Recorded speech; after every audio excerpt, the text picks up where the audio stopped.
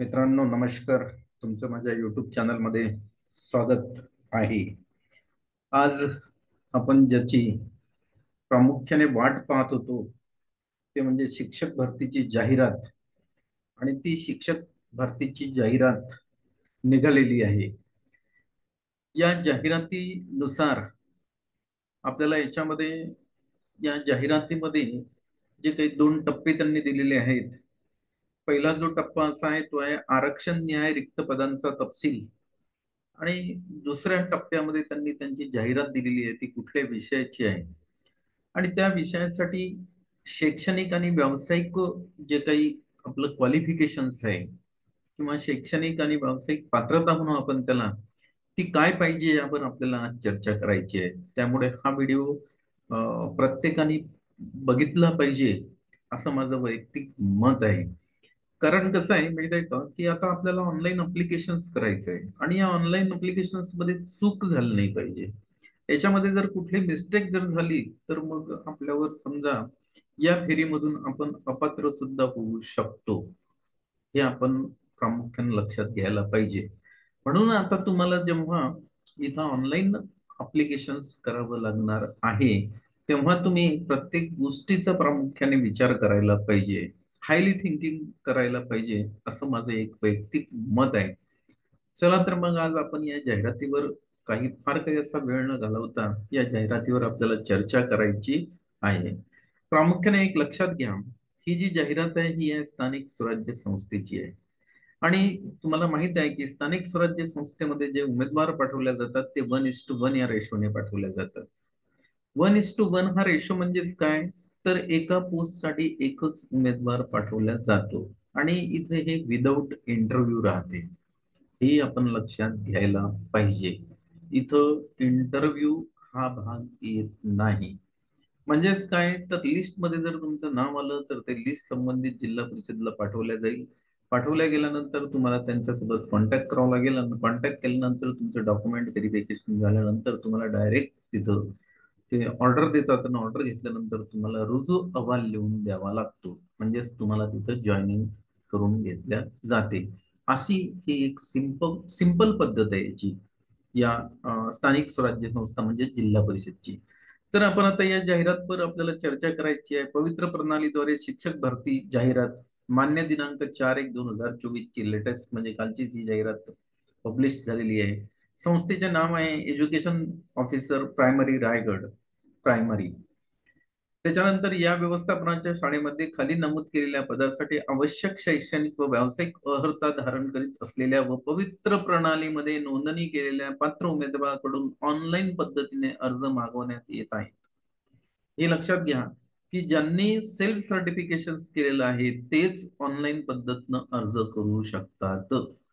त्यांनी असं स्पष्ट दिलेलं आहे या व्यवस्थापनाच्या म्हणजे कुठलं एज्युकेशन ऑफिसर प्रायमरी या व्यवस्थापनाच्या शाळेमध्ये खाली नमूद केलेल्या पदांसाठी आवश्यक शैक्षणिक व व्यावसायिक अर्हता धारण करीत असलेल्या व पवित्र प्रणालीमध्ये नोंदणी केलेल्या पात्र उमेदवारांकडून ऑनलाईन पद्धतीने अर्ज मागवण्यात येत आहेत. अर्ज आपल्याला ऑनलाईन पद्धतीनं करायचा आहे, हे लक्षात घ्या. आता बघा, आरक्षण निहाय रिक्त पदांचा तपशील यांनी दिलेला आहे इथं. हे रिक्त पदांचा तपशील सुद्धा आपल्याला आरक्षण निहाय हा समजावून घ्यायचा आहे. आणि याच्यामध्ये जर आपण असू म्हणजे या आरक्षणामध्ये जर आपण पात्र असू तरच आपण ऑनलाईन पद्धतीने अर्ज करायला पाहिजे, अन्यथा आपण अर्ज करायचा नाही. फक्त एक लक्षात घ्या, खुल्या प्रवर्गामध्ये जे काही उमेदवार असतात ते सर्व प्रवर्गाचे येतात. म्हणजे जो खुला हा असतो ना त्याच्यामधला प्रवर्ग, त्याच्यामध्ये सर्व रिझर्वेशन्स वाले विद्यार्थी येतात. हे लक्षात घ्यायचं. म्हणजे खुल्या प्रवर्गाची जागा जर असेल तर तिथं सर्व प्रवर्गाचे विद्यार्थी अप्लाय करू शकतात. नाही तर मग तुम्हाला एखादा प्रवर्ग याच्यामध्ये नाही आहे पण खुला प्रवर्ग आहे, मग आम्ही तर खुल्या प्रवर्गात नाही, आम्ही विशिष्ट प्रवर्गामध्ये आहे, मग आम्ही अप्लिकेशन करायचं की नाही करायचं. खुल्या प्रवर्गाच्या जागा असतील तर तो विद्यार्थी कोणत्याही प्रवर्गाचा असो त्यांनी अप्लाय करायला पाहिजे. कारण खुला प्रवर्ग म्हणजे ओपन कॉम्पिटिशन असं म्हणतो आपण, तिथं जात हा विषय येत नाही. हे स्पष्ट लक्षात घ्या, म्हणजे तिथं प्रवर्ग हा विषय येतच नाही. तिथं ते काय असते, ओपन कॉम्पिटिशन, म्हणजे खुल्या प्रवर्गाच्या जागा ह्या गुणवत्तेनुसार भरल्या जात असतात. हे सर्वप्रथम आपण लक्षात घ्या. म्हणून ज्याही जाहिरातीमध्ये खुला प्रवर्ग असेल तिथं कुठल्याही प्रवर्गाचा विद्यार्थी अप्लाय करू शकतो. फक्त ओपनच तिथं अप्लाय करतो असं नाही, कोणत्याही प्रवर्गाचा, हे मी वारंवार सांगतो, तो अप्लाय करतो. मग पण आता इथं प्रवर्ग दिलेला आहे. पहिल्या याच्यामध्ये अनुसूचित जाती दिलेला आहे. महिला 40 आहे, माजी सैनिक 20, अंशकालीन 13, प्रकल्पग्रस्त 7, भूकंपग्रस्त 3, खेळाडू 7, समांतर आरक्षण व्यतिरिक्त उर्वरित पदे आहेत. हे म्हणजे कसं, हे तर आरक्षणामध्ये गेलेले आहेत, पण याच्या व्यतिरिक्त जे काही उरलेले पद आहेत हे 43 पद आहेत. म्हणजे अनुसूचित जातीमध्ये जे काही समजा याच्या व्यतिरिक्त राहतील विद्यार्थी ते सुद्धा इथं 43 पद त्यांच्यासाठी राखीव आहेत. आणि एकूण पदाची संख्या 133 आहे. म्हणजे महिला तर 40 भरल्याच जातील, माजी सैनिक 20 भरल्या जातील, अंशकालीन 13 भरल्या जातील, प्रकल्पग्रस्त 7 भरल्या जातील, कोणते अनुसूचित जातीचे, भूकंपग्रस्त 3 भरल्या जातील, खेळाडू 7 भरल्या जातील, आणि त्या व्यतिरिक्त काही जागा इथं अशा आहेत तिथं फक्त अनुसूचित जाती एवढा जरी तो प्रवर्ग असला तरीही त्यांच्यासाठी 43 जागा आहेत. अशा एकूण ह्या 133 जागा इथं आहेत मित्र. हे आपण सर्वप्रथम लक्षात घ्यायला पाहिजे. अनुसूचित जमातीसाठी महिलांसाठी 53 जागा राखीव आहेत, माजी सैनिकासाठी 26 आहेत, अंशकालीन 18 आहेत, प्रकल्पग्रस्त 9 आहेत, भूकंपग्रस्त 4 आहेत, खेळाडूंसाठी 9 आहेत, आणि याच्या व्यतिरिक्त अनुसूचित जमातीचे जे विद्यार्थी आहेत त्यांच्यासाठी 57 जागा आहेत. अशा एकूण ह्या 176 जागा इथं आहेत. अनुसूचित जमाती पेसा याच्यासाठी एकही जागा इथं नाही, हे शून्य आहे. परंतु पेसामध्ये जे विद्यार्थी असतील ते जर समजा त्यांना असं वाटत असेल की आपल्याला मार्क्स चांगले आहेत तर ते खुल्या प्रोग्राम मध्ये सुद्धा जाऊ शकतात, म्हणून त्यांनी अप्लाय केलं तरी चालते.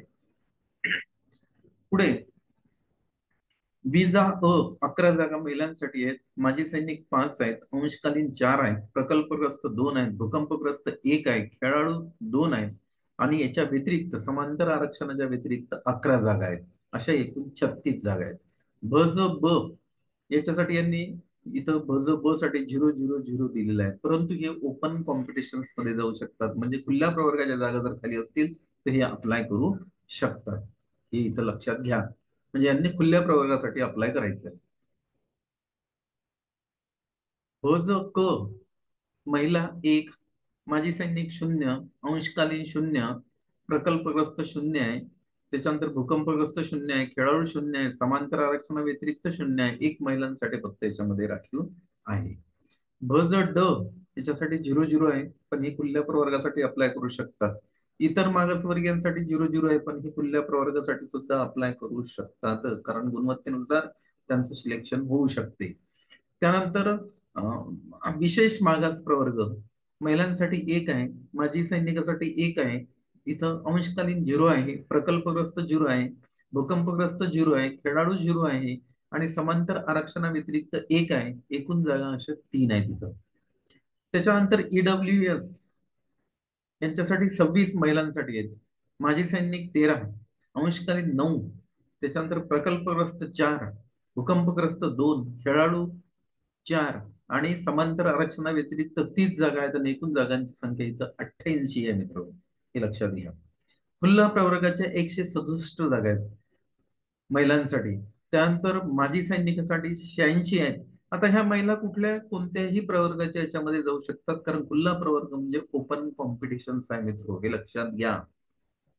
त्याच्यानंतर माजी सैनिक 86, अंशकालीन 56, प्रकल्पग्रस्त 28, भूकंपग्रस्त 10, खेळाडू 28, आणि समांतर आरक्षणा व्यतिरिक्त 186 जागा आहेत.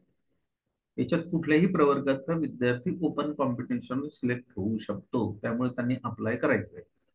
अशा एकूण 561 जागा आहेत. त्याच्यानंतर इथं दिव्यांग 4% दिलेले आहे त्यांनी, अस्थिव्यंगांसाठी 10 आहेत, कर्णबधिरांसाठी 10 आहेत, अंध व अल्पदृष्टीसाठी 10 आहेत. त्याच्यानंतर हे ID10, MD10 एकूण आहेत या 50. अनाथ 1% आहे त्यांच्यासाठी 299, अनाथ संस्थात्मक 5 आहेत, अनाथ संस्था बाह्य 5, आणि एकूण 10.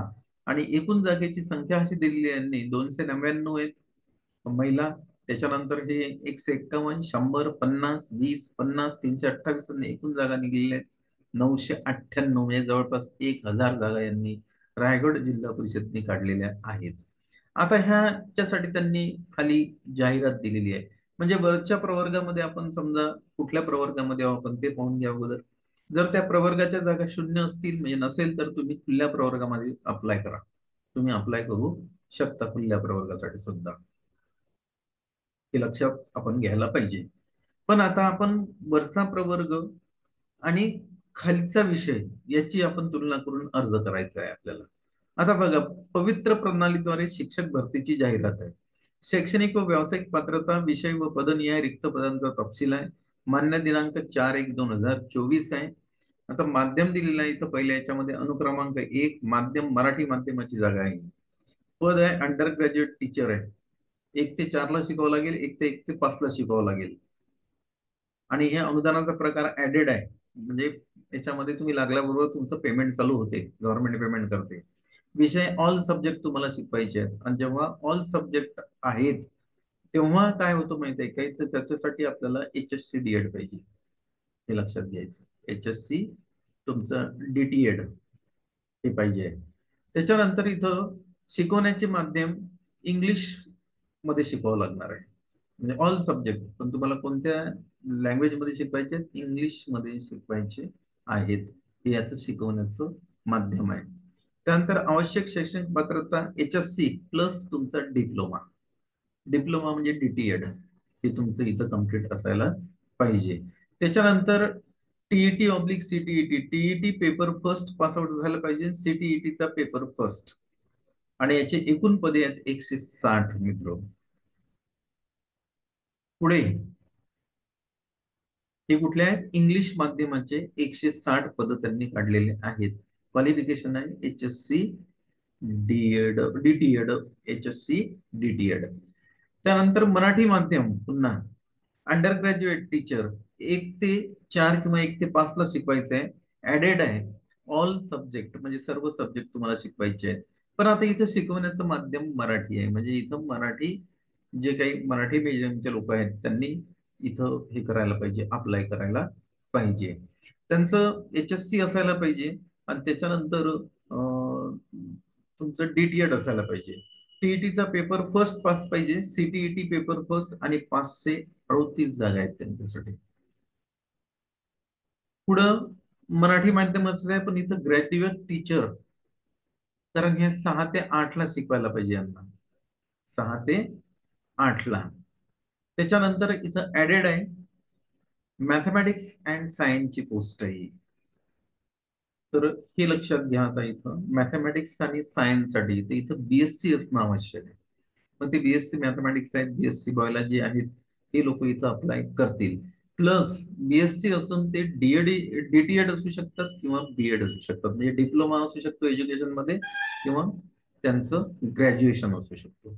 हे लक्षात घ्यायला पाहिजे आपण इथं. म्हणजे इथं फक्त HSC DTED असेल तर ते अप्लाय नाही करू शकत.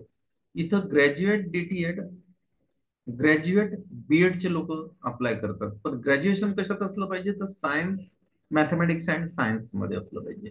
म्हणजे BSc असायला पाहिजे. ते मग BSc बायोलॉजी असतील, BSc फिजिक्स केमिस्ट्री मॅथमॅटिक्स असेल, किंवा त्याला BSc mathematics physics computer science असेल, हे लोक इथं अप्लाय करणार आहेत.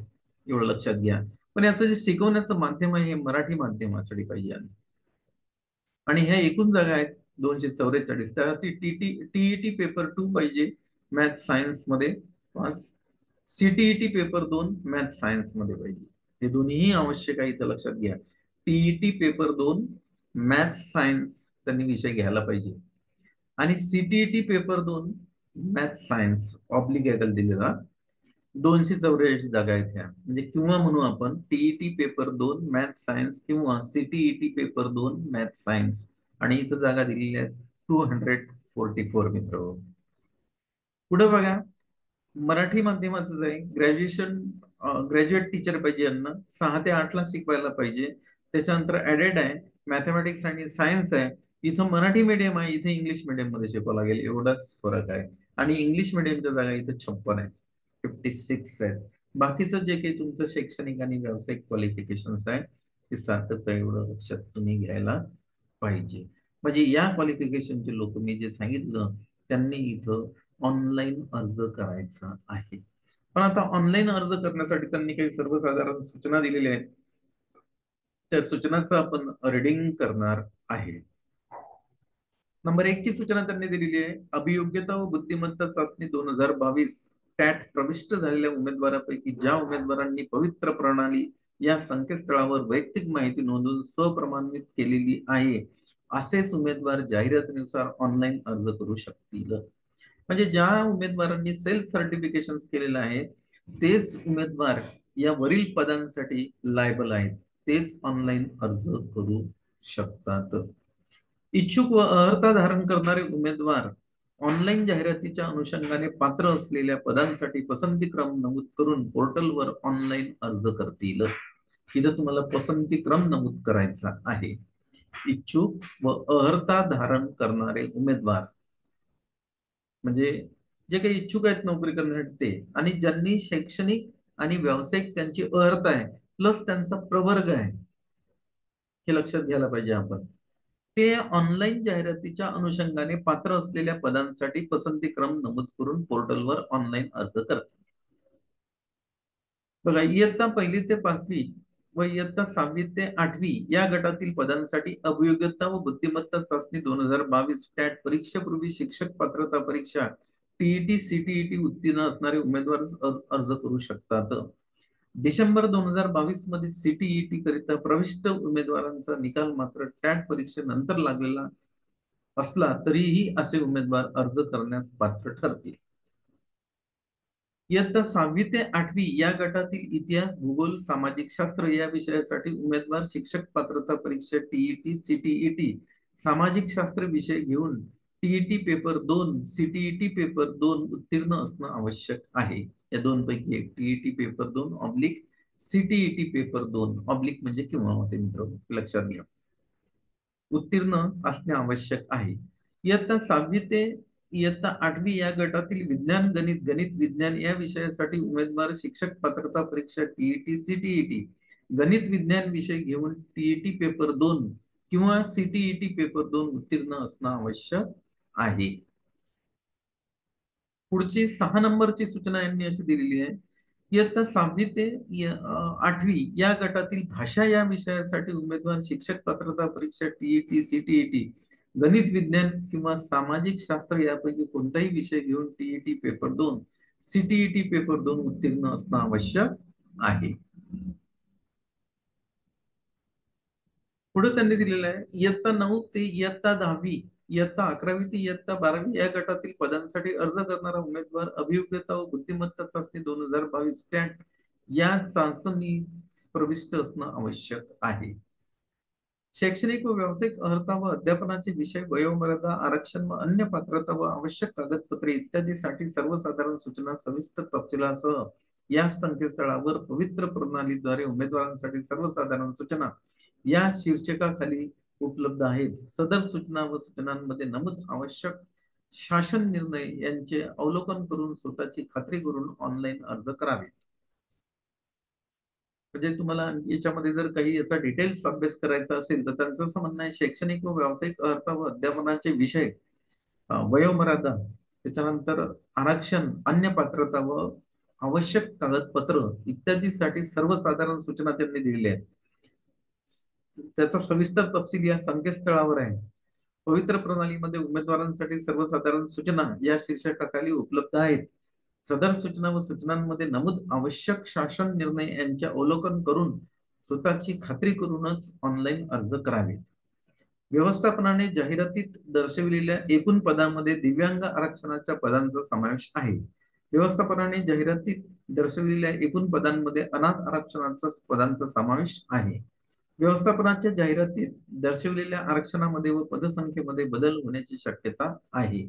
उच्च माध्यमिक कनिष्ठ महाविद्यालयाच्या अध्यापनाच्या 2 विषयासाठी एक पूर्णकालीन पदाची जाहिरात असल्यास या पदासाठी अर्ज करणाऱ्या उमेदवारांची शैक्षणिक अर्हता दोन्ही विषयामध्ये पदव्युत्तर पदवी किमान द्वितीय श्रेणीमध्ये उत्तीर्ण असणं आवश्यक आहे. जिल्हा परिषदच्या केंद्र शाळा स्तरावर केंद्रातील अन्य शाळांमध्ये शिक्षकांना इंग्रजी भाषेच्या अध्यापनाचे तंत्र शिकवण्याकरिता नियुक्त करावयाच्या साधन व्यक्तीची निवडीसाठीची शिफारस शासन निर्णय दिनांक 13/10/2023 मध्ये नमूद तरतुदी निकष प्राधान्यक्रम लक्षात घेऊन करण्यात येईल याची उमेदवारांनी नोंद घ्यावी. पुढे त्यांनी असं दिलं आहे, जिल्हा परिषद शाळांमध्ये नव्यानं नियुक्त होणाऱ्या शिक्षकांना शासन निर्णय शालेय शिक्षण विभाग दिनांक 21/6/2023 मधील तरतुदीनुसार जिल्हा बदलीचा हक्क असणार नाही याची उमेदवारांनी नोंद घ्यावी. म्हणजे मित्र, हा एक नवीन आहे. आता जिल्हा बदली सुद्धा होणार नाही, हे सुद्धा लक्षात घ्यायला पाहिजे आपण जॉईनिंगच्या अगोदर. तर अशी ही जाहिरात आहे. आपण त्याच्यावर एक सर्वसाधारण चर्चा केलेली आहे. मला अपेक्षा आहे की तुम्हाला आता या चर्चेनंतर याच्यामध्ये कुठल्याही प्रकारची अडचण राहणार नाही. अडचण आली तर आपण पुन्हा याच्यावर आणखी एखादा व्हिडिओ बनवू आणि तो तुमच्या सोबत म्हणजे तुम्हाला पाहण्यासाठी त्याला उपलब्ध करून आपण देणार आहे. तर आजच्या या व्हिडिओमध्ये आपण या जाहिरातीवर सविस्तर चर्चा केलेली आहे. मला अपेक्षा आहे की तुम्हाला हा व्हिडिओ आवडला असेल तर त्याला लाईक करा आणि आपण या चॅनलवर जर माझ्या नवीन असाल तर त्याला सबस्क्राईब करा. म्हणजे अशा प्रकारच्या ज्या नवनवीन जाहिराती आता पवित्र पोर्टलवर येतील त्या प्रत्येकावर आपण चर्चा करणार आहे आणि असे व्हिडिओ आपल्याला नोटिफिकेशन्सद्वारे मिळतील. तर ठीक आहे, आजच्या या चर्चेला मी आता इथं पूर्ण विराम देतो. धन्यवाद.